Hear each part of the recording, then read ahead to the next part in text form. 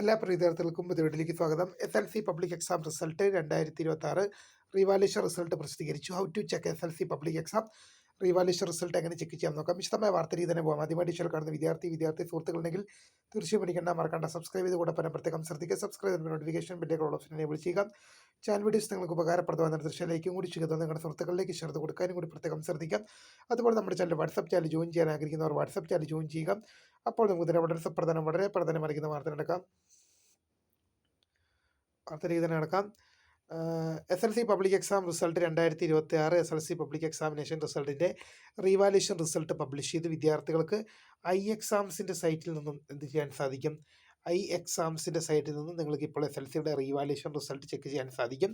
നിങ്ങൾക്ക് നിലവിലുണ്ടായിരുന്ന മാർക്കിനെ കഴിഞ്ഞും 8 മാർക്കോ അതിന് മേലേക്കോ ഇൻക്രീസ് കൂടിയിട്ടുണ്ടെങ്കിൽ നിങ്ങൾ അടച്ച എമൗണ്ട് നിങ്ങൾക്ക് റീഫണ്ട് കിട്ടും. iExamsൻ്റെ സൈറ്റിൽ കയറി കഴിഞ്ഞാൽ നിങ്ങൾക്ക് SLCയുടെ റീവാലുവേഷൻ റിസൾട്ട് ചെക്ക് ചെയ്യാൻ സാധിക്കും എന്നുള്ളൊരു ശ്രദ്ധപ്പെടുന്നു.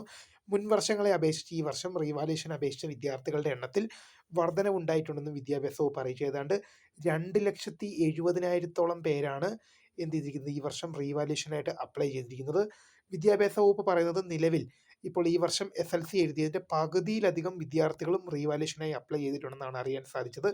എന്തായാലും റീവാലുവേഷൻ റിസൾട്ട് പബ്ലിഷ് ചെയ്തിട്ടുണ്ട്. അപ്പോൾ പുതിയൊരു വീഡിയോ കാണുന്നതിന് മിസ്കൃത phone screen thank for watching bye. പിന്നെ iExamsൻ്റെ സൈറ്റിൽ നിങ്ങളുടെ രജിസ്റ്റർ നമ്പറും ഡേറ്റ് ഓഫ് ബർത്ത് നൽകി ചെക്ക് ചെയ്യുക. അപ്പോൾ ബൈ.